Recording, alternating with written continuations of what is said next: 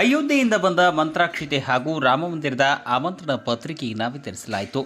ರಾಮದುರ್ಗ ಪಟ್ಟಣದ ಪಡ್ಕುಟ್ ಗಲ್ಲಿಯಲ್ಲಿ ಅಯೋಧ್ಯೆಯಿಂದ ಬಂದ ಮಂತ್ರಾಕ್ಷತೆ ಹಾಗೂ ರಾಮ ಮಂದಿರದ ಆಮಂತ್ರಣ ಪತ್ರಿಕೆಯನ್ನು ವಿತರಿಸಲಾಯಿತು. ರಾಮದುರ್ಗ ನಗರದ ಶ್ರೀ ರಾಘವೇಂದ್ರ ಸ್ವಾಮಿಗಳ ಮಠದಲ್ಲಿ ಕರಸೇವಕರಾದ ಶ್ರೀ ಜಿ.ವಿ. ಮೋಡಕ್ ಹಾಗೂ ಶ್ರೀ ಬಾಲಕೃಷ್ಣ ಕುಲಕರ್ಣಿ ಅವರ ನೇತೃತ್ವದಲ್ಲಿ ಮಂತ್ರಾಕ್ಷತೆಗೆ ಪೂಜೆಯನ್ನು ಸಲ್ಲಿಸಿ ಹನುಮಾನ್ ಚಾಲೀಸ್ ಪಠಣವನ್ನು ಮಾಡಿ ಮಂತ್ರಾಕ್ಷತೆಗೆ ಪೂಜೆಯನ್ನು ಸಲ್ಲಿಸಲಾಯಿತು. ಈ ಕಾರ್ಯಕ್ರಮಕ್ಕೆ ಕರಸೇವಕರು ಚಾಲನೆಯನ್ನು ನೀಡಿದರು. ನಂತರ ಪಡ್ಕುಟ್ ಗಲ್ಲಿಯ ಮನೆ ಮನೆಗೆ ತೆರಳಿ ಮಂತ್ರಾಕ್ಷತೆ ಹಾಗೂ ರಾಮಮಂದಿರ ಆಮಂತ್ರಣ ಪತ್ರಿಕೆಯನ್ನು ವಿತರಿಸಿ ರಾಮಮಂದಿರ ಉದ್ಘಾಟನೆ ದಿನದಂದು ಸಂಜೆ ಮನೆ ಮುಂದೆ ದೀಪ ಬೆಳಗಿಸುವಂತೆ ಸಾರ್ವಜನಿಕರಿಗೆ ತಿಳಿಸಿದರು.